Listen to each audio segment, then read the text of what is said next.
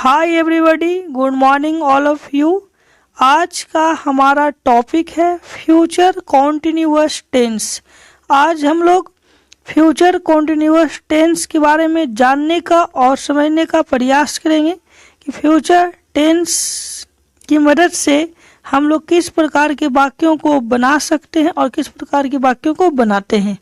Okay, अगर आपने मेरा पिछला वीडियो लेक्चर नहीं देखा है तो आप मेरे यूट्यूब चैनल पे जाके देख लें और प्लीज़ लाइक और सब्सक्राइब करना ना भूलें। प्लीज़ लाइक एंड सब्सक्राइब ज़रूर कर दें।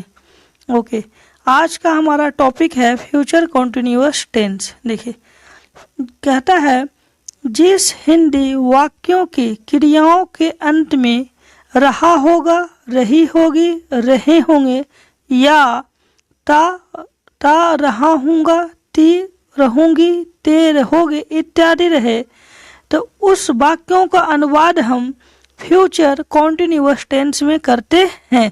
देखिए, रहा होगा, रही होगी, रहे होंगे, ता प्लस रहूँगा, ती प्लस रहूँगी, ते प्लस रहेंगे इत्यादि हो, तो ये सब वाक्यों का अनुवाद हम फ्यूचर कॉन्टिन्यूअस टेंस में करते हैं। देखिए, यहाँ पे मैंने एग्जाम्पल के तौर पे बहुत सारे वाक्यों को लिया है, जैसे कि लिखा हुआ है यहाँ पे मैं पढ़ता रहूँगा। देखिए, ता प्लस रहूँगा, मैं पढ़ता रहूँगा। सीता गाना गाती रहेगी। मैं बैठा रहूँगा, वह रोती रहेगी। देखिए, सही वाक्यों के अंदर में क्या लगा हुआ है? रहेगा, रहेगी, रहेगी प्लस ये सब सारे वाक्य फ्यूचर कॉन्टिन्यूअस टेंस का कहलाएगा और हम इसका अनुवाद फ्यूचर कॉन्टिन्यूअस टेंस में करेंगे। चलिए, अब हम लोग जानने का प्रयास करेंगे कि इसका स्ट्रक्चर क्या होता है और स्ट्रक्चर की मदद से हम किस प्रकार से सेंटेंसेस को बनाते हैं।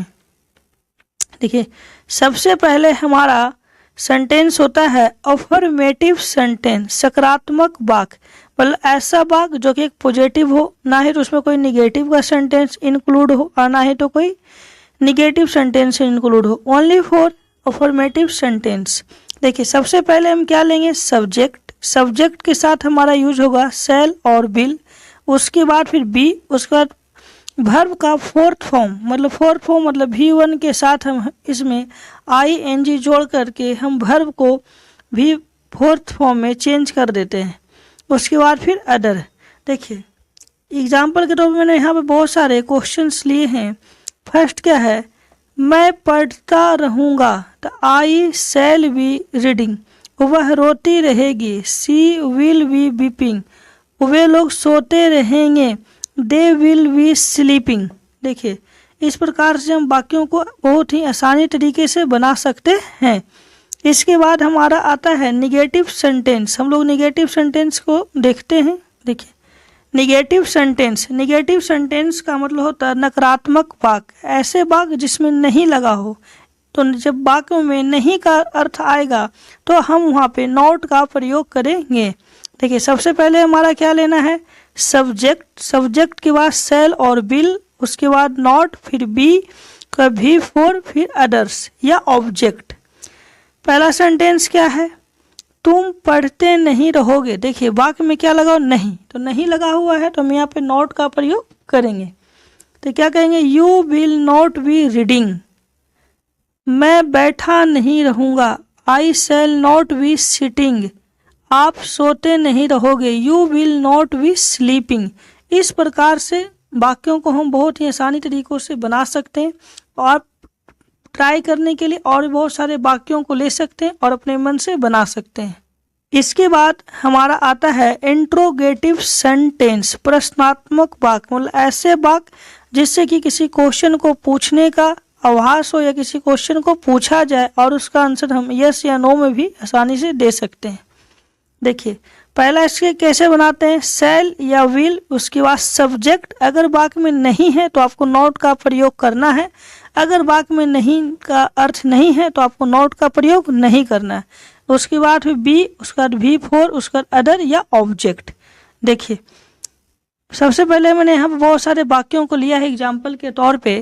पहला क्या है कि क्या वह बैठा रहेगा, तो will he be sitting. Second क्या राम करता रहेगा, विल राम बी डूइंग। क्या तुम नहीं पढ़ते रहोगे, देखिए इस वाक्य में नहीं लगा हुआ है तो हम यहाँ पे नॉट का प्रयोग करेंगे। तो मैंने क्या लिखा, will you not be reading. तो इस प्रकार से हम वाक्यों को बहुत ही स्ट्रक्चर की मदद से बहुत ही आसानी तरीकों से बना सकते हैं। ठीक है, जिस वाक्य में नहीं लगा हो वहाँ पे आप नोट का प्रयोग कीजिए, अन्यथा आपको नोट का प्रयोग नहीं करना है। ओके, इसके बाद हम लोग WH फैमिली को समझने की कोशिश करेंगे, क्वेश्चंस वर्ड को। इसके बाद देखिए हमारा जो सेंटेंसेस आता है उसे हम बोलते हैं WH फैमिली, या कितना लोग इसे QW भी कहते हैं, क्वेश्चन वर्ड। देखिए सबसे पहले WH फैमिली को लेना है, उसके बाद सेल या बिल, उसके बाद सब्जेक्ट। अगर वाक्य में नहीं लगा हो तो आपको नॉट का प्रयोग करना है, अन्यथा आपको नॉट का प्रयोग नहीं करना है। उसके बाद बी, उसका वर्ब का चौथा फॉर्म V4, उसका अदर या ऑब्जेक्ट, उसका क्वेश्चन मार्क।